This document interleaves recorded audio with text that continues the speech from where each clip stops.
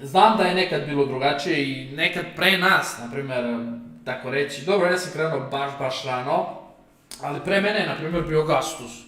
Ja nisam uopšte krenuo kad je Gastus bio, na primjer.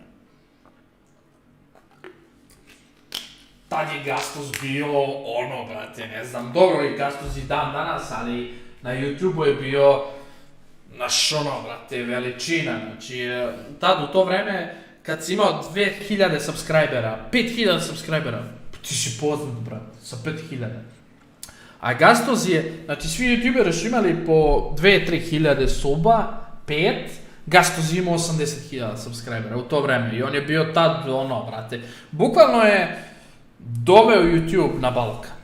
Eto, znači ono, to je Gastos uradio i bukvalno su dosta ljudi je čulo za YouTube preko njega, iskreno. Tako da, ljudi moji, hvala Gastosu puno što je doveo YouTube kod nas.